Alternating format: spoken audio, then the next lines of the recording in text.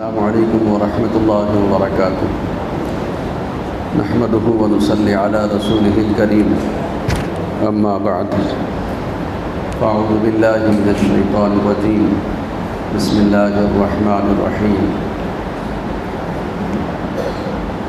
لو انزلنا هذا القرآن على جبل لرأيته خاشعا متصدعا من خشیۃ اللہ وتلك الأمثال نضربها للناس لعلهم يتفكرون صدق الله العظيم وقال النبي صلى الله عليه وسلم خيركم من تعلم القرآن وعلمه أو كما قال عليه الصلاة والسلام سبحان ربك رب العزة عما يصفون وسلام على المرسلين والحمد لله رب العالمين اللهم صل على سيدنا محمد وعلى آل سيدنا مولانا محمد وبارك وسلم۔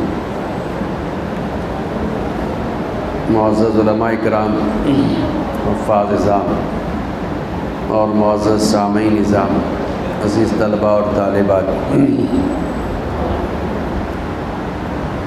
الحمدللہ آپ کے اس مسجد میں مکتب چلتا ہے جس میں کافی طلباء شریک ہوتے ہیں اور اپنے اساتذہ سے دین کا علم حاصل کرتے ہیں، اور اساتذہ ان طلباء پر محنت کرتے ہیں اور یہ طلباء قرآن سیکھتے ہیں، دین کا علم سیکھتے ہیں، اللہ اور اللہ کے رسول کا نام اور ان کی تعریف اور ان کی زندگی سے، پیارے نبی صلی اللہ علیہ وسلم کی زندگی سے واقفیت حاصل کرتے ہیں۔ خوش نصیب ہے وہ طلباء جو مکتب میں آتے ہیں اور جاتے ہیں۔ موجودہ دور میں ہمیں ان مکتب کی تعلیم دینے والوں کی بھی اور تعلیم لینے والوں کی بھی قدر کرنے کی ضرورت ہے۔ اللہ تبارک و تعالیٰ نے ہم کو یہ بات قرآن پاک میں بیان بتا دی ہے کہ علم دین، علم چاہے کوئی بھی ہو، اس کی اہمیت ہے، اور جب عظمت کے ساتھ اور اہمیت کے ساتھ کسی چیز کو حاصل کیا جاتا ہے تو وہ حاصل ہونے والی چیز، اس کی بھی عظمت ہمارے دل میں ہوتی ہے۔ مکتب میں بچے آتے ہیں، آپ ہم دیکھتے ہیں، ابھی جیسے اعلان بھی ہو رہا تھا، مسجد کا خیال کرو، مسجد ادب کی جگہ ہے، تو جیسے ہی طلباء مسجد کے اندر آتے ہیں ان کو لگتا ہے کہ ہم عبادت کی جگہ پر آ گئے، پاک صاف جگہ پر آ گئے۔ اس لیے یہاں پر آنے کے بعد طلباء وہ کام نہیں کرتے جو باہر کرتے ہیں۔ یہاں آنے کے بعد جو باہر بے تکلف ان کی زبان سے گالی نکل جاتی، یہاں پر نہیں نکلتی۔ یہاں آنے کے بعد وہ بالکل سنبھل کے بیٹھتے ہیں، گھنٹہ 2 گھنٹے ہی بیٹھتے ہوں گے، لیکن جو سنبھل کے بیٹھتے ہیں اور اپنے آپ کو، اپنی زبان کو جو قابو میں رکھتے ہیں، صرف اور صرف اس لیے کہ دین کی تعلیم ہے، دین کے حاصل کرنے کی جگہ ہے۔ اس کے علاوہ آپ باہر چلے جائیں گے، اسکولوں میں وہ بات نہیں ہے، باہر وہ بات نہیں ہے۔ تو یہ سب سے بڑا کمال ہے کہ چاہے کتنا ہی گیا گزرا بچہ کیوں نہیں ہوتا، مسجد میں آتے ہی مسجد کا ادب اس کے ذہن میں آ جاتا ہے۔ تو عزیز دوستو، بزرگوں، اس بات کی ہم کوشش کرنا چاہیے کہ محلے کے اندر جتنے گھر ہیں اور جتنے گھر کے اندر طلباء ہیں، بچے ہیں، وہ سب کے سب مسجد میں آنے والے بننا چاہیے۔ ایک عالم دین فرماتے ہیں کہ ہر گھر مکتب ہونا چاہیے، ہر گھر مکتب ہونا چاہیے، ہر گھر میں مکتب ہونا چاہیے۔ اور جتنے مکتب ہیں جو مدرسوں مسجدوں میں چلتے ہیں وہ مدرسے بن جانا چاہیے. جتنے مدرسے ہیں وہ جو مکتب چلتے ہیں وہ مدرسے بن جانا چاہیے. اور جتنے مدارس سے بڑے بڑے وہ سب خانقاہ بن جانا چاہیے، جہاں پر طلباء کو اللہ کی محبت سکھائی جاتی ہے. مکتب تو ہر گھر میں ہونا چاہیے. ماں اور باپ گھر میں آنے کے بعد اپنے بچوں کو لے کے بیٹھنا چاہیے. ان کو پڑھنا کیا ہے، پڑھانا کیا ہے.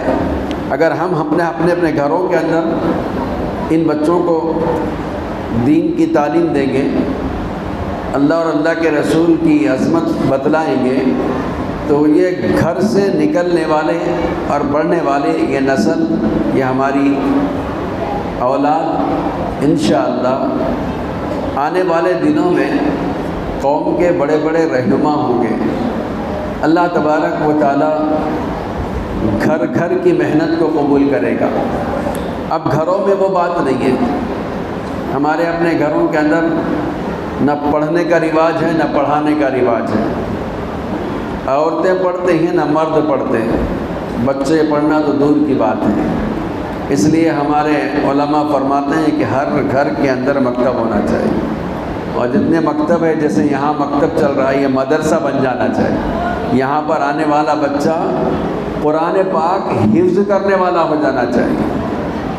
یہ مدرسہ قرآن پاک ترجمہ اس کا سمجھنے والا ہو جانا چاہیے.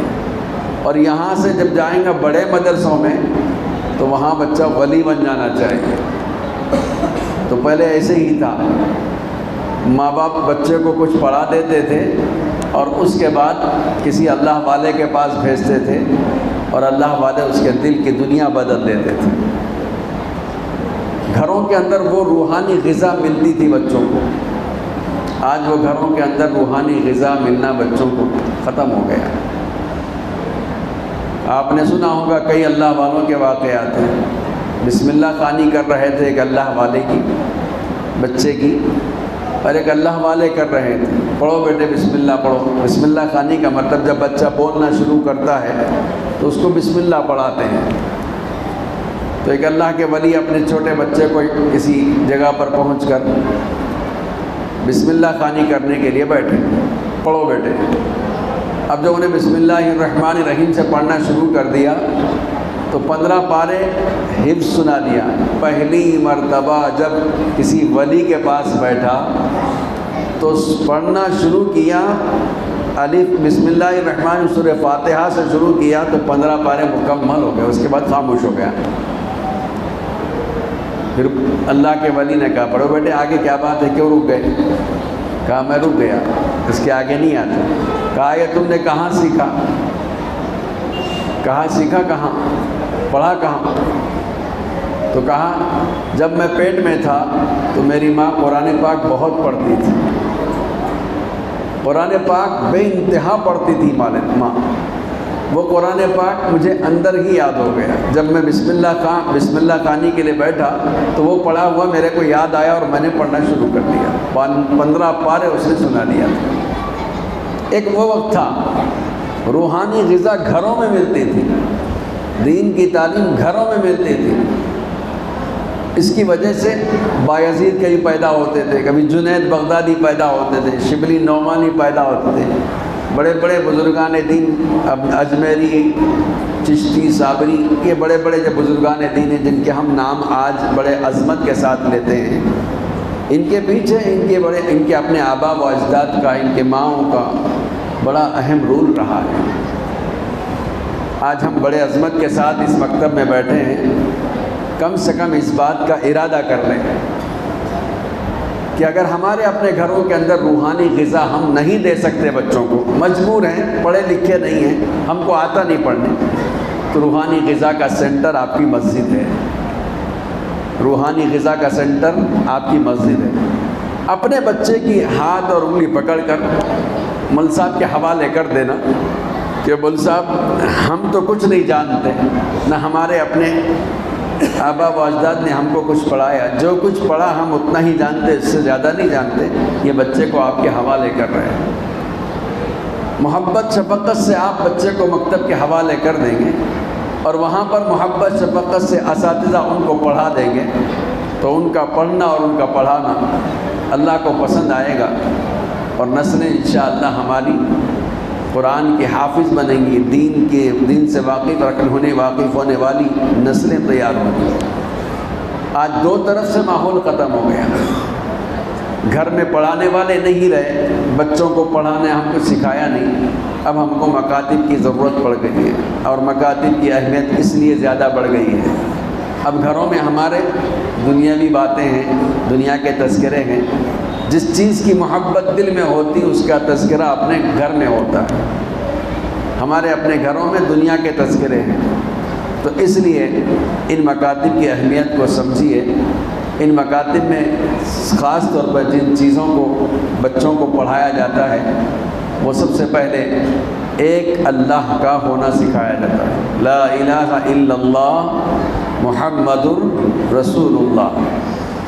اللہ کو ماننا سکھایا جاتا ہے، سب سے پہلے اللہ کو ماننا، اللہ ایک ہے، اللہ کے سوا کوئی معبود نہیں ہے۔ دوسری چیز جو سکھائی جاتی وہ اللہ کی ماننا سکھایا جاتا ہے۔ کس کی ماننا سکھائی جاتی؟ بولو، اللہ کی ماننا۔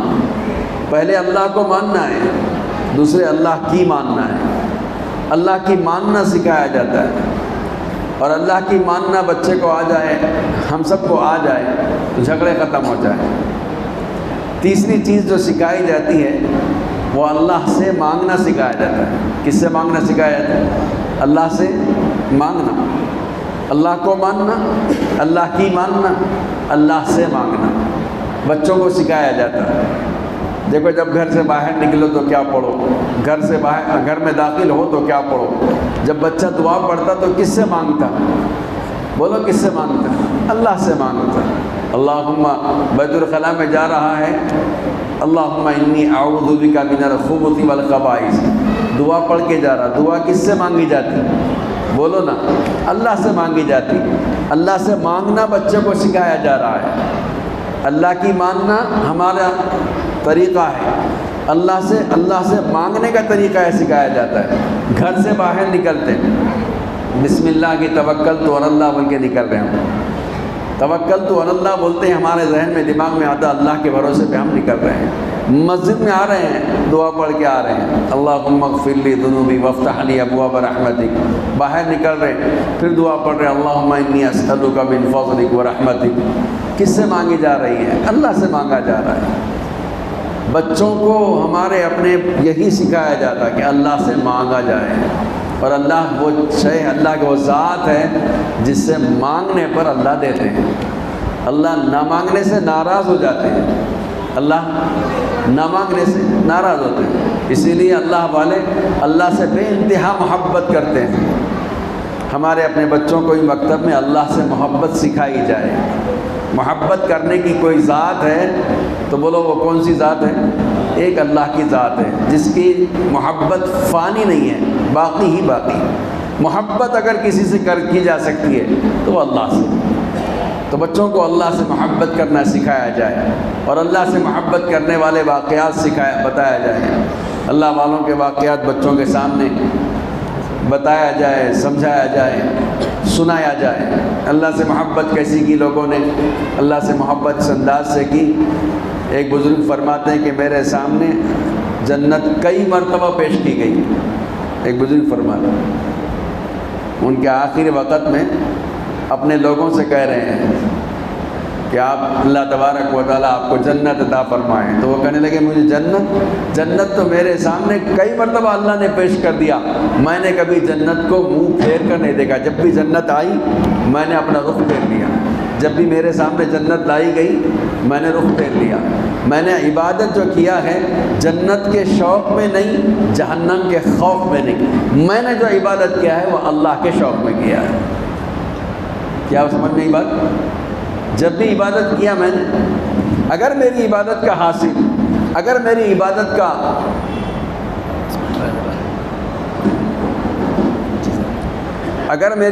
کا حاصل جنت ہے، میری پوری ریاضت اور محنت کا حاصل اگر جنت ہے تو فرماتے ہیں میں نے عمر ضائع کر دی۔ تو اللہ سے محبت کس طرح کی جاتی ہے؟ ہمارے اپنے بچوں کے سامنے یہ واقعات ہم نے سنا ہی نہیں، نہ کبھی بتائے، جس کی وجہ سے بچوں کے دل میں موبائل کی محبت آ گئی، گانوں کی محبت آ گئی، گانے والوں کی محبت آ گئی۔ اللہ کی محبت سکھائی جائے، بچوں کے دل میں اللہ کی محبت سکھائی جائے۔ تو سب سے پہلی چیز اللہ کی محبت، اور 3 کام ہیں کلمہ لا الہ الا اللہ میں: اللہ کو ماننا، اللہ کی ماننا، اور تیسرے اللہ سے مانگنا۔ اور اللہ سے مانگنے کے لیے ہم کیا کریں گے؟ اللہ دولت دے دے، بہت اچھی بات ہے، مانگو۔ اے اللہ عمر دے دے، برکت، عمر میں برکت مانگو، گنجائش ہے، اجازت ہے۔ اے اللہ اچھی بیوی دے دے، چلو مانگو، کوئی بات نہیں، اچھی نوکری دے دے، اس کی بھی گنجائش ہے۔ لیکن کبھی کبھی اللہ سے اللہ کو مانگو، کبھی اللہ سے کس کو مانگو؟ اے اللہ ہمیں تجھے تو چاہیے، اللہم انی اسألک حبک و حب من یحبک، اے اللہ میں تجھ سے تیری محبت مانگتا ہوں، میں مانگتا ہوں، تجھے مانگتا ہوں، باقی دنیا تو سب تیری ہے، تو اگر میرا ہو گیا تو ساری دنیا بولو نا میری ہے۔ لیکن مانگنے کے لیے پورے شوق کے ساتھ ہمارے دل میں جذبہ ہونا چاہیے، تو اللہ سے اللہ کو مانگنے کی کوشش کرنا چاہیے۔ محمد الرسول اللہ ہے کلمے کا دوسرا جز کلمے کا کیا ہے؟ محمد الرسول اللہ۔ محمد الرسول اللہ کی ماننا ہے، محمد الرسول اللہ کی ماننا ہے، اور محمد الرسول اللہ صلی اللہ علیہ وسلم کو ماننا ہے۔ آپ سے مانگنا نہیں ہے، پہلے محمد الرسول اللہ کو ماننا ہے کہ ہمارے پیغمبر حضرت محمد مصطفیٰ صلی اللہ علیہ وسلم ہے۔ سب سے بہترین طریقہ دنیا میں اگر کسی کوئی طریقہ ہے تو وہ پیارے نبی حضرت محمد مصطفیٰ صلی اللہ علیہ وسلم کا ہے۔ ہم کو انہوں نے کھانے کا طریقہ سکھلایا، پینے کا طریقہ سکھلایا، چلنے پھرنے کا طریقہ سکھلایا، بات کرنے کا طریقہ سکھلایا۔ تو سب سے بہترین طریقہ کس کا طریقہ ہے؟ محمد الرسول اللہ کا۔ تو ہم کو محمد الرسول اللہ کو ماننا ہے اور محمد الرسول اللہ کی ماننا ہے۔ اب محمد الرسول اللہ صلی اللہ علیہ وسلم سے بھی محبت کرنا ہمارے بچوں کو سکھانا چاہیے۔ اللہ سے محبت، اور دوسرے محمد الرسول اللہ، ہمارے پیارے نبی حضرت محمد مصطفیٰ صلی اللہ علیہ وسلم سے محبت بچوں کو سکھانا چاہیے۔ ہمارے اپنے گھروں کے اندر اگر تذکرے ہوتے محبت کے، اللہ سے محبت، رسول اللہ سے محبت، تو ہمارے بچے بھی محبت کرنے کے انداز سیکھ جاتے ہیں۔ اس لیے ہمارے اپنے صحابہ کرام کے واقعات ان بچوں کے سامنے آنا چاہیے۔ اللہ کے رسول سے کس طرح صحابہ کرام نے محبت کی۔ آپ صلی اللہ علیہ وسلم، حدیث پاک میں آتا، آپ صلی اللہ علیہ وسلم اور صحابہ کرام کی زندگی کے بارے میں آتا، آپ جب وضو کرتے، میرے اور آپ کے آقا حضرت محمد مصطفیٰ صلی اللہ علیہ وسلم وضو کرتے تو وضو کا پانی صحابہ کرام نیچے گرنے نہیں دیتے تھے۔ کیا کرتے تھے؟ نیچے گرنے نہیں دیتے تھے۔ جیسے ہی وضو کرتے ان کے گرے وضو کا جو پانی نیچے گرتا اس کو اپنے ہاتھوں سے لے کے اپنے جسم پر مل لیتے تھے۔ اس طرح محبت اللہ کے رسول صلی اللہ علیہ وسلم سے صحابہ کرام نے کی ہے۔ آپ صلی اللہ علیہ وسلم سے محبت کرنے والوں کے تو زندگیاں ایسی ہے، بے شمار زندگیاں ہیں، ہم اس کو بیان کرنے بیٹھیں تو رات سے صبح ہو جائے، اتنے واقعات ہیں۔ تو ہم اللہ کے رسول سے محبت بچوں کو سکھلائیں۔ اللہ کے رسول سے محبت کس طرح کی جاتی ہے، محبت کرنے کا طریقہ کیا ہے، ان کے آداب زندگی سیکھیں، ان کے طریقوں کو سیکھیں، ان کا نام ہر جگہ لیں، اور ان کا نام لینے کا طریقہ درود پاک پڑھنا ہے۔ جتنا زیادہ درود پاک ہم پڑھیں گے اتنا زیادہ ہمارے دل کے اندر اللہ کے رسول صلی اللہ علیہ وسلم کی محبت آتی چلے جائے گی۔ جس سے محبت ہو جاتی ہے اس کا تذکرہ بار بار ہوتے ہیں، بار بار کرتے ہیں۔ ہمارے دلوں کے اندر دنیا کی محبت ہے، اس لیے تذکرہ دنیا کا بہت زیادہ ہوتا ہے۔ پیارے نبی صلی اللہ علیہ وسلم کی محبت اگر دل میں آ جائے تو پھر ہمارے زبانوں پر پیارے نبی صلی اللہ علیہ وسلم کے تذکرے ہوں گے۔ تو بچوں کو بھی، بچیوں کو بھی، عورتوں اور مردوں کو بھی اللہ کے رسول سے محبت سکھائی جائے، اللہ کے رسول کی محبت ان کے دلوں میں ڈالی جائے۔ اس کے بعد تیسری چیز جو ہمارے مکتب میں سکھائی جاتی یا سکھانا چاہیے وہ ہے قرآن پاک سے محبت۔ کس سے محبت؟ بولو نا، اللہ کے کلام سے محبت۔ قرآن اللہ کا کلام ہے، اللہ کی کتاب کے ساتھ ساتھ اللہ کا کلام ہے۔ قرآن اللہ کا کلام ہے، اور یہ کلام ہونے کی حیثیت صرف اور صرف قرآن کو حاصل ہے، زبور کو نہیں، انجیل کو نہیں، توریت کو نہیں۔ جتنی آسمانی دوسری کتابیں ہیں وہ کتابیں ہیں، کلام نہیں ہیں۔ کتاب اور کلام میں فرق سمجھیں۔ کتاب اور کلام میں، کتاب اللہ تبارک و تعالی نے لکھ کر بھیج دیا، اس کو کہتے ہیں کتاب، لو اس کو دیکھ کے پڑھو اور عمل کرو زندگی میں۔ اور کلام کی خصوصیت یہ ہے کہ وہ اللہ کے اندر سے نکلا ہوا ہے۔ کہاں سے نکلا ہوا ہے؟ اب میں جو بات کر رہا ہوں آپ کو، میں کلام کر رہا ہوں، تو اللہ تبارک و تعالیٰ کا کلام وہ اللہ کے اندر سے نکلا ہوا ہے۔ وہ توراۃ اور زبور اور انجیل کو یہ حیثیت حاصل نہیں ہے۔ تو اللہ کا جو قرآن پاک ہے وہ اللہ کا کلام ہے، اور اللہ کے کلام سے محبت ہر بچہ بچی، عورت مرد، بوڑھا جوان، سب کو ہونا چاہیے۔ اسی لیے صحابہ اکرام کو جب اللہ کا کلام پڑھایا گیا، سکھایا گیا، سنایا گیا، تو بڑے وجد میں آ کے، بڑے شوق میں، بڑے دل جمعی کے ساتھ اللہ کے کلام کو پڑھتے تھے۔ کیا پڑھتے تھے بولو؟ اللہ کے کلام کو پڑھتے تھے۔ ابھی آپ کے حافظ امام صاحب قرآن پاک پڑھ رہے تھے نماز میں، سورۃ البلد پڑھ رہے تھے۔ کون سا سورہ پڑھ رہے تھے؟ سورۃ البلد۔ کتنا اچھے انداز سے پڑھ رہے تھے۔ قرآن پاک کو جب پڑھیں گے آواز سے، اچھی آواز سے، جیسے ایک بچہ پڑھ رہا تھا ابھی، سبح اسم ربک الاعلیٰ پڑھ رہا بچہ، ان کو اگر سنوار دیا جائے، یہ بچپن میں زبان پتلی ہوتی ہے اور نرم ہوتی ہے۔ زبان بچپن میں کیا ہوتی ہے بولو؟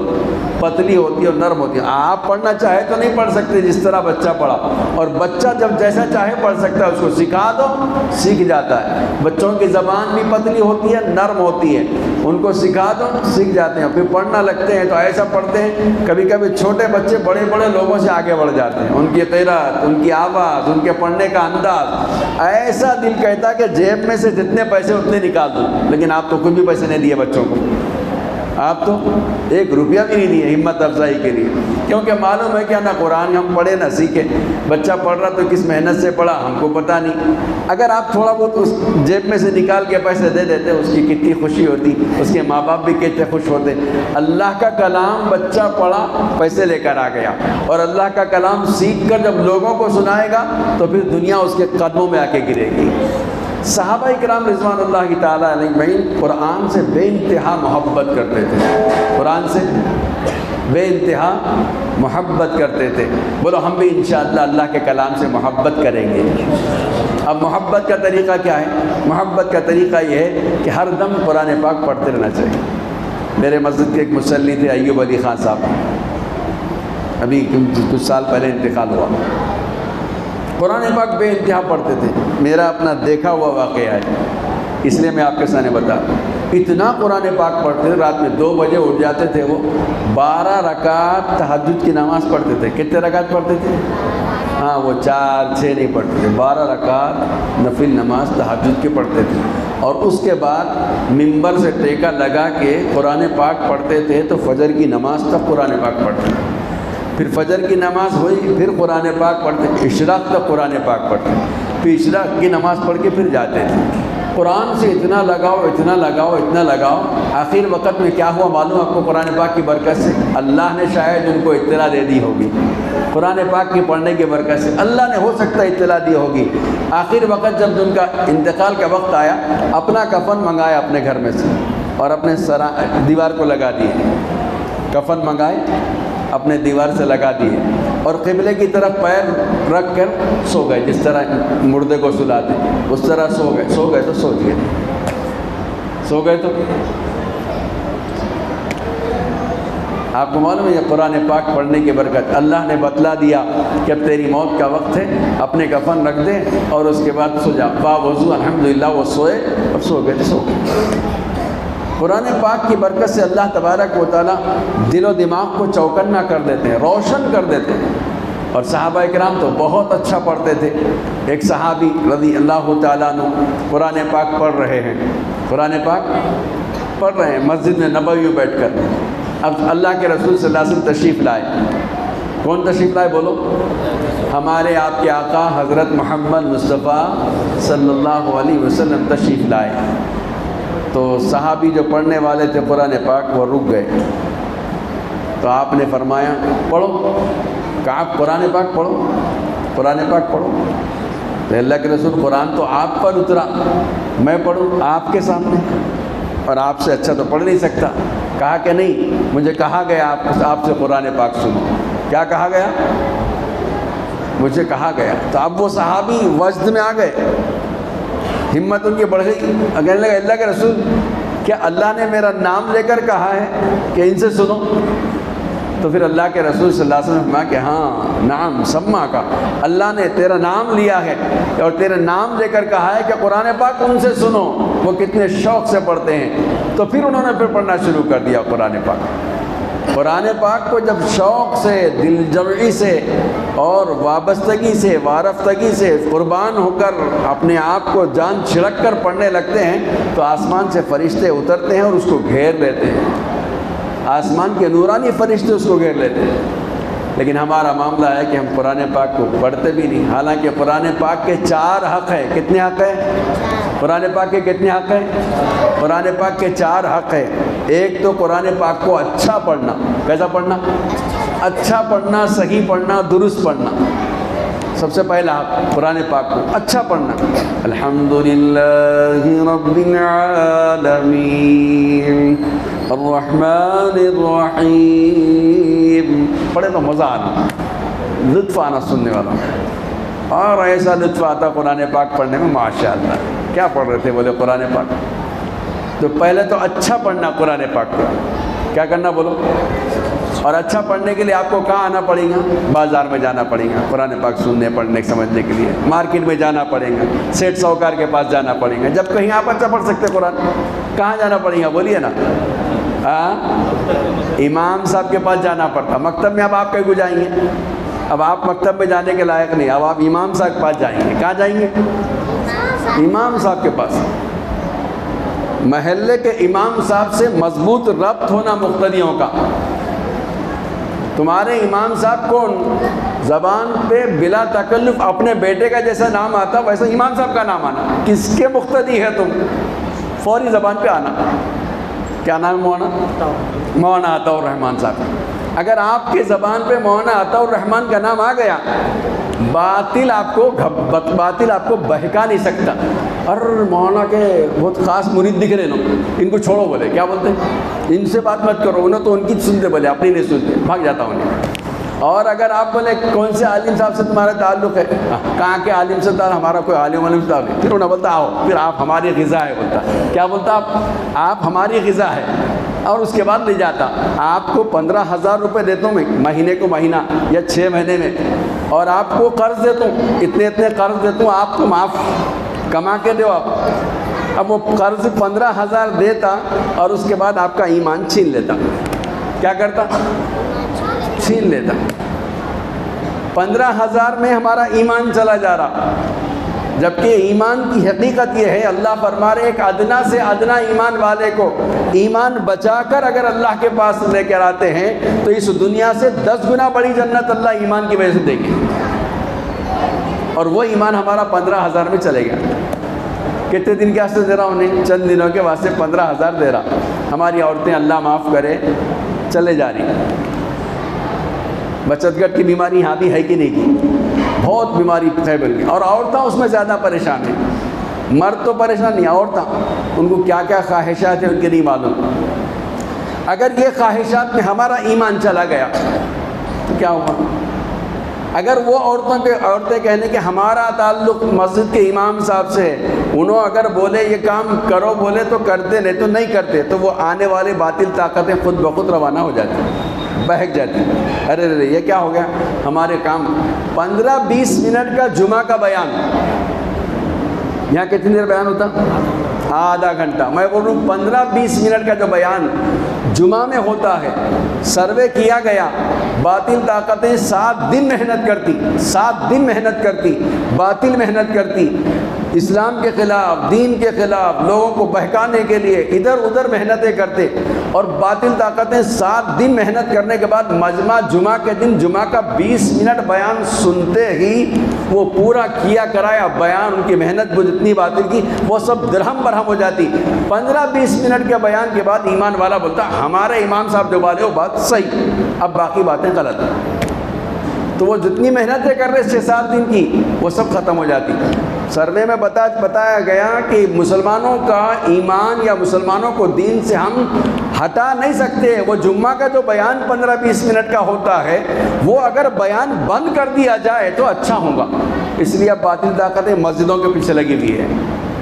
کس کے پیچھے لگی؟ مسجدیں رجسٹریشن ہے کہ نہیں دیکھو، نہ تو گرا دو۔ اب جب مسجدیں گرا دیں گے تو امام صاحب کہاں بیان کریں گے اور آپ بھی کہاں آئیں گے؟ تو یہ طریقہ ہے، باطل مختلف انداز سے ہمارے پیچھے لگا ہوا ہے اور ہم اس کی اہمیت نہیں سمجھ رہے۔ اس لیے میرے عزیز دوستو بزرگوں، میں بات کر رہا تھا کہ اللہ سے محبت، رسول اللہ سے محبت، قرآن سے محبت، اور قرآن سے محبت میں قرآن سیکھنے کے 4 حق ہے، جس میں سے بولا اچھا سے اچھا قرآن پاک سیکھنا۔ اور کہاں آتے سیکھنے کے لیے؟ بولو نا،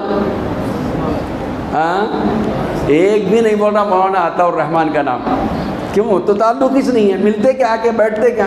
مولانا عطا الرحمن صاحب بولو، میں ہی بول رہا ہوں امام صاحب، اس لیے کہ میں بیان کرنے والا ہوں، دور سے آیا ہوا ہوں۔ آپ بولنا مولانا عطا الرحمن صاحب کے پاس، کیا بولنا؟ بولو نا، نہیں بولتے آپ۔ جھگڑا ہے کیا مولانا سے؟ کچھ تو لینا دینا نہیں ہے کہ حق بولے تو تمہارے کو غصہ آ گیا ہوگا، اس لیے ان کا نام کیوں لو؟ بولو انشاءاللہ۔ جھگڑے بھی ہوں گے تو باہر۔ جب قرآن پاک سیکھنے آئیں گے مولانا کے پاس تو آپ سورہ فاتحہ سیکھ لو، سورہ فاتحہ۔ امام صاحب جیسا سورہ فاتحہ پڑھتے نا، آپ پڑھ کے دکھا دو جی، پھر آپ کو کتنا لطف آتا۔ دیکھو سورہ فاتحہ سے اتنی محبت ہو جاتی ہے، اب مزہ آتا پڑھنے میں، وجد میں آ کے پڑھیں گے آپ۔ اس کے بعد پھر سورہ فیل سیکھ لو اور سورہ فیل کا ترجمہ سیکھ لو۔ اب پھر دیکھو جب سورہ فیل کا ترجمہ پڑھ کے امام صاحب کی وجہ پڑھیں گے نا، ارے اللہ ہاتھی والوں کے ساتھ کچھ تو کیا کرے، کیا کرے کہ دیکھو اللہ میاں دیکھو پڑھ رہے الم تر کیف فعل ربک باصحاب الفیل۔ جب پڑھیں گے آپ سورہ فیل امام صاحب کے ساتھ تو پھر مزہ آئے گا۔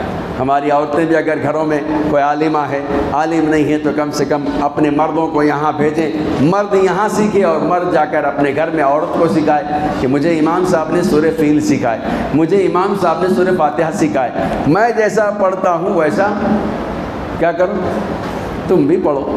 تم جو بولے وہ ہم مارکیٹ سے لاتے کہ نہیں لاتے؟ نہیں لائے تو کھانا نہیں پکتا۔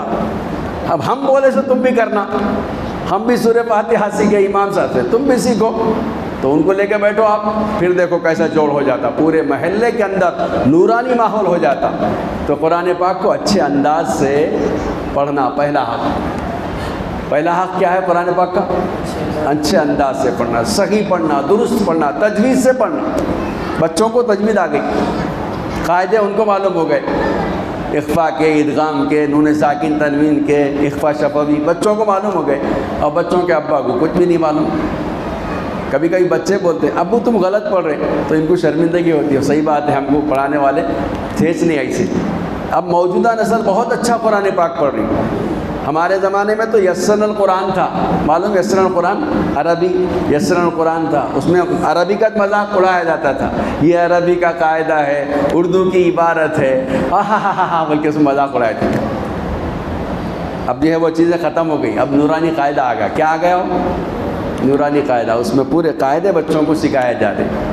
بچہ جب پڑھتا دروسا تو آپ کو نہیں آتا، آپ دراسا پڑھتے ہو، دروسا پڑھتا، آپ دراسا پڑھتے ہو، دروسا پڑھتا، انہیں داخلہ پڑھتا، آپ داخلہ پڑھتے۔ تھوڑا فرق دیکھو نا، پڑھنے میں تھوڑا فرق ہو جاتا، بچے صحیح پڑھنے لگتے، ہم غلط پڑھنے لگتے۔ تو بہرحال پہلا وہ کہہ رہا تھا میں قرآن پاک کو صحیح پڑھنا، تو قرآن پاک سے محبت ہم کرنے والے بن جائیں۔ امام عاصم کوفی، ایک بات کر کے بات ختم کروں، امام عاصم کوفی رحمۃ اللہ علیہ بہت بڑی شخصیت گزری، قرآن پاک کو بہت شوق سے پڑھتے تھے۔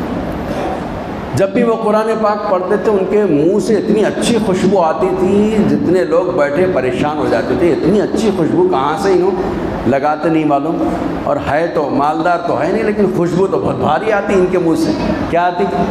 جب بھی قرآن پاک پڑھتے ہیں مسجد معطر، مجلس معطر، اتنی خوشبو آتی، پریشان لوگ۔ ایک مرتبہ پوچھ لیا ان سے کہ حضرت کیا بات ہے، آپ ایسا کون سا خوشبو اور یہ کون سا عطر لگاتے؟ تو کہا میں عطر نہیں لگاتا۔ پھر آپ کی خوشبو کیسا آتی ہے آپ سے؟ وہ چھپا رہے تھے۔ وہ کیا کر رہے تھے بولو؟ راز کی بات چھپائی جاتی نا، چھپاتے کہ نہیں؟ چھپا رہے تھے، بول نہیں رہے تھے۔ پھر اس کے بعد ان کو بہت اصرار کرے لوگوں نے کہ بھئی آپ بتائیے کیا وجہ ہے، آپ جب قرآن پاک پڑھتے ہیں تو پوری مسجد خوشبو سے معطر ہو جاتی ہے۔ تو پھر انہوں نے اپنا واقعہ سنایا۔ اصل میں بات یہ ہے کہ قرآن پاک میں بہت عشق میں ڈوب کے پڑھتا ہوں، اور ایک مرتبہ ایسا ہوا کہ قرآن پاک پڑھتے پڑھتے نیند لگ گئی۔ اللہ کے رسول صلی اللہ علیہ وسلم خواب میں تشریف لائے۔ کون تشریف لائے؟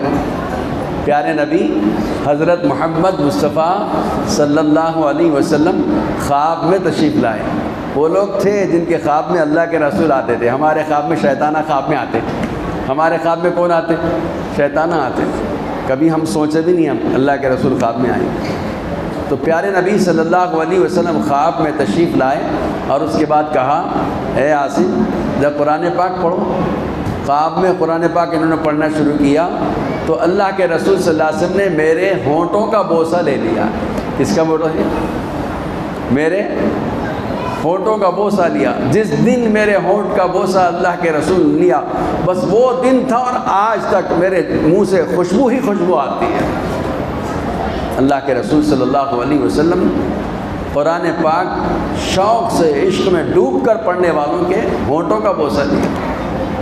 اسی لیے بچے بھی جب حدیث پاک پڑھتے نا، اللہ کے رسول صلی اللہ علیہ وسلم مسکرائے تھے۔ شاعر نے کہا، حدیث پاک کسی کے جو لب تک آتی ہے، حدیث پاک کسی کے جو لب تک آتی ہے، سنا ہے آپ مدینے میں مسکراتے ہیں۔ اللہ کے رسول صلی اللہ علیہ وسلم مدینے میں مسکراتے تھے۔ بچے حدیثیں پڑھتے، بچے پڑھتے، نوم الصبح یمنع الرزق، صبح کے وقت کا سونا روزی کو روکتا ہے، السلام قبل الکلام، بات کرنے سے پہلے سلام کیا کرو۔ یہ بچے پڑھتے کہ نہیں پڑھتے؟ معلوم ہے ان کا معمولی الفاظ نہیں ہے، پڑھ رہے ہیں اللہ کے رسول کے الفاظ، اور ادھر اللہ کے رسول صلی اللہ علیہ وسلم مدینے میں مسکرا رہے ہیں کہ میرے الفاظ بچے معصوم بچے پڑھ رہے ہیں۔ اور جب بچوں سے خوش ہوتے ہیں تو آپ سے کیسے خوش نہیں ہوں گے؟ اس لیے کہ آپ نے بچوں کو مسجد میں بھیجا، مکتب میں بھیجا، تو اللہ کے رسول آپ سے بھی خوش ہوں گے۔ تو بہرحال مکتب کی تعلیم کی اہمیت کو سمجھو۔ جتنے بچے یہاں پر پڑھ رہے ہیں ان کو شوق سے بھیجو۔ باتیں بہت ساری ہو سکتی ہیں، لیکن بہرحال ان تمام چیزوں کے لیے ہمارے بچے اگر اس لائن میں نہیں آ رہے ہیں، یا ہمارے بچے اگر قرآن پاک نہیں سیکھ رہے ہیں، تو ہمارے پیٹ میں آنے والی غذا کے متعلق سوچنا چاہیے کہ میں کون سی غذا پیٹ میں ڈال رہا ہوں، حلال ڈال رہا ہوں یا بولو حرام ڈال رہا ہوں۔ حرام روزی سے اللہ کا نور نہیں آتا، حلال روزی اللہ کے نور کو کھینچ لیتی ہے، حرام سے نہیں۔ حرام کیا ہے؟ جو اللہ تبارک و تعالی جس چیز سے منع کیا اس سے ہمیں اپنے آپ کو بچانا چاہیے۔ سود کھانے سے منع کیا، رشوت کھانے سے منع کیا، کسی کا ناحق مال کھانے سے منع کیا اللہ کے رسول صلی اللہ علیہ وسلم نے۔ ہم کو بچنا چاہیے، ہماری عورتوں کو بھی اس سے بچنا چاہیے۔ جب یہ ہم عمل کریں گے تو پھر حلال غذا ہم کو ملے گی، اور حلال غذا جب پیٹ کے اندر جائے گی تو اللہ تبارک و تعالی نسلوں کو بھی ہماری بات ماننے والا بنائے گا، اور نسلیں بھی ہماری دیندار بنیں گی۔ پھر اللہ تبارک و تعالی کا نور ہمارے اندر بھی، ہماری نسلوں کے اندر بھی آئے گا۔ تو بہرحال باتیں بہت تھی کرنے کی، اس باری کو بس اتنا سبق آپ کو میں بار بار یہی کہوں گا کہ 3 چیزیں سیکھ کر جاؤ۔ ایک تو اللہ سے محبت کرنا سیکھ کر جاؤ، دوسرے رسول اللہ سے محبت کرنا سیکھ کر جاؤ، تیسرے اللہ کے کلام سے محبت کرنا سیکھ کے جاؤ۔ اللہ سے محبت کرنا ہے تو اللہ کا نام لے دو، رسول اللہ سے محبت کرنا ہے پیارے نبی صلی اللہ علیہ وسلم پر درود لاکھوں مرتبہ پڑھتے جاؤ، قرآن پاک سے محبت کرنا ہے قرآن پاک سے اپنے آپ کو جوڑ لو، اور تینوں سے محبت کرنا ہے تو تینوں کی چیزیں تینوں کے تینوں اپنی زندگی کا اپنا خاص نقطہ، اپنا مشغلہ بنا لو، اللہ کا نام سنبھالو، پیارے نبی صلی اللہ علیہ وسلم پر درود پاک پڑھتے رہو، اور قرآن پاک پڑھنے کا اپنا مشغلہ بنا لو۔ تینوں چیزیں انشاءاللہ، تینوں محبت انسان کو جب حاصل ہو جائے گی، آپ چلیں گے، اللہ تبارک و تعالیٰ آپ کے چلنے پر ہزاروں فتنوں کو دبا دے گا۔ دعا مانگیں گے، اللہ آپ کی دعائیں قبول کرے گا۔ کسی کو محبت کی نظر سے دیکھیں گے، اللہ اس کو آپ کی طرف کھینچ کے لا لے گا۔ اللہ ایسی کشش آپ کے اندر پیدا کر دے گا۔ تو یہ محبت، اللہ سے محبت، اللہ کے رسول سے محبت، قرآن سے محبت کی یہ علامت ہوتی ہے۔ جن چیز اب دیکھو نا اللہ والے آتے ہیں ان کو اللہ سے بھی محبت ہوتی ہے، اللہ کے رسول سے بھی محبت ہوتی ہے، اللہ کے کلام سے محبت کی، مجمع کھنچ کے آتا ہے۔ ارے اللہ والے ان کی دعا قبول ہوتی، کھنچ کے مجمع آتا، کوئی بلاتے نہیں، آ جاتا خود بخود مجمع۔ کیوں؟ انہوں نے اللہ سے محبت کی، تو اللہ نے مخلوق کے اندر آواز لگا دی، میرا ولی آ رہا ہے، تم جمع ہو جاؤ، خود بخود جمع ہو جاتے۔ پیارے نبی صلی اللہ علیہ وسلم کا دیوانہ آ رہا ہے، آ جاؤ، آ جاتے لوگ۔ قرآن سے محبت کرنے والا آ رہا ہے، آ جاؤ، آ جاتے لوگ۔ تو کرو انشاءاللہ، اس پر عمل کریں گے انشاءاللہ، سب کریں گے۔ اب کس کے پاس سیکھیں گے قرآن پاک؟ بولو سب۔ مولانا اب آیا، مولانا عطاء الرحمن صاحب، اب انہوں بھی مشغول ہو جاتے ہیں۔